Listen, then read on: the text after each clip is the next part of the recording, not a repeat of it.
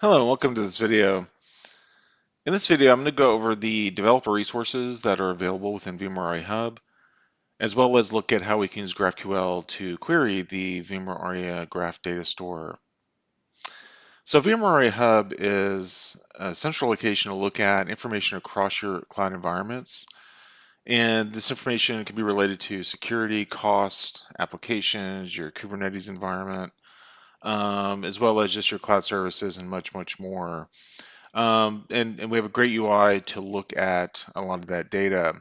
However, we can also get a lot of this data obviously from a API call using GraphQL. So we're going to jump into a little bit of that today. So one of the sections I'm going to be focused on a little bit before I jump into, just showing how we can use GraphQL actually to do the queries is there's also a section within VMware Hub called Developer Resources.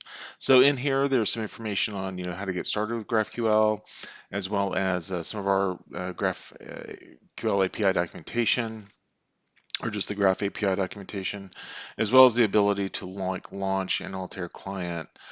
So essentially, if I do a launch Altair client, then it's going to basically launch in the browser a client that will allow me to interact with the Graph data store. There's some information on how to authenticate. Here, obviously, we need a token. So you're going to get a token from the Cloud Services portal, the VMware Cloud Services portal. You'll get a token, and that token can be used here in the browser client. Also, you can download the Altair client to your laptop as well if you want it local. But there are different GraphQL tools out there. We just have the Altair one built into the product. Okay, so I've been talking a little bit about GraphQL, and that being a way for us to query the API and get data back. If you're not overly familiar with GraphQL, essentially GraphQL is a specification, and it's a query language for your API. So essentially, GraphQL sits between your query and the API that you're trying to interact with. The difference is that GraphQL can essentially, there's a difference between a GraphQL query and a REST query in terms of how the data is fetched. So when we write a query in GraphQL for certain data or a certain property or a value of a property, then we just specify that we want that property. We don't make a general REST call. So we don't really overfetch on the data. We're just going to get the data back that we're asking for. So for instance, if I am in a REST call and I go to like say, hey, I want to get information on a VM, then it's going to bring back all the information it has about that VM. Whereas GraphQL, essentially we can just say, hey, I just want the name of the VM and some property of the VM, and then then that's all I need. Okay, from that perspective. So that's just that will be all the data that I will get back. Um, so it's not really a piece of software. It's essentially a specification that you use in order to interact with your API. So as a general example, the two sort of concepts around GraphQL that we support currently are queries and mutations. So queries are essentially read operations. You want to query the graph data store. So we want to get information about our instances or our machines or our various layers or levels of infrastructure that we want to get information on. And with the queries, we can pass arguments, variables, we can filter. There's a number of things that we can do in there to manipulate the data. The other thing is we can do mutations. So mutations are like essentially if we're going to create data or update data or delete data. So that is another sort of concept that we will support within the data store. Okay, so now I'm in the Altair client. I went ahead and downloaded this to my laptop. So I have the local install of Altair. So what I'm doing is I'm just writing a general query to get some properties of a virtual machine. So I've got a variable here where I'm passing the virtual machine name, and then I'm just going to look for all the properties and all the values that are associated with it. So that's how this particular query is set up. Now what I'm doing is I'm also passing those variables over here as strings. We can look at the types and there's also some documentation over here too that'll help you to identify whether or not these need to be a string or not, or some other type of format.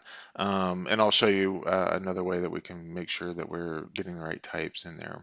The other thing that I'm going to do is I'm going to go ahead and just put a couple aliases here, one for property name, property value. What I'm actually bringing back is just name and value. So essentially what we're doing with GraphQL is I've got this virtual machine, I've got all these properties. I don't want all the information about the VM. Like I'm not asking for, like things that would be outside of the properties. I'm just asking for the name of the VM and then all the properties associated with it. But I'm not asking for any other data. So that's all the data I should get back. So when I do that, I see the name, which is, you can see my alias here called host name, and then entity name is the actual property that's bringing back that value. So if I were to actually just delete this host name and just bring back entity name, you would see entity name here and then the name. But I like to just sometimes use aliases to make that a little bit different. Just for ease of reading and things like that. But you can see here I'm bringing back property name, property value, and I'm bringing back every property name, every property value of that instance. Okay. So what I might want to do is start to filter this down and say, I'm going to write queries where I'm only interested in certain properties. So what I can do is I can add another variable, and I'll just add one called like prop name. And then in this particular query, I'm only going to be interested in the property value of the state name. So I'm just going to do state name. And that's the one I'm going to be interested in. So now I just need to pass this variable into my query. So what I can do is I can tell it I'm going to pass prop name in here, and I'm going to press it as a string. Now, right here, if I'm confused as to whether or not it's a string or not, one thing I could do is I could do type here. And let me just get rid of this first. So I could do type, and then this will show me the type there. So essentially what I could do is say, okay, it's the type string, so I know that's got to be a string. So when I come back up here and do prop name, I know that I'm just going to pass in a string. Okay. Okay, so now I've got my prop name value or variable up here, but I need to also tell it to pass that into the value here. So what I'm going to do is I'm going to put a parentheses here, and essentially just tell it I need name, this value name, to equal prop name. Okay. And whatever value is there for prop name. So in this case, prop name value will be state name. So when I rerun this query, I should only see just the state name property here. So when I run it, I just see state name is running, and then I don't have all those other properties available. So again, I'm just getting back the return data is just bringing back the data that I'm asking for. It's just returning the data I'm asking for. It's not bringing back some huge payload. Okay. Okay, well, great. So we went over just sort of the UI a bit on the developer resources. We talked a little bit about GraphQL is, and then we looked at an example of how to query some data from the VMware Aria Graph data store. Thanks for watching.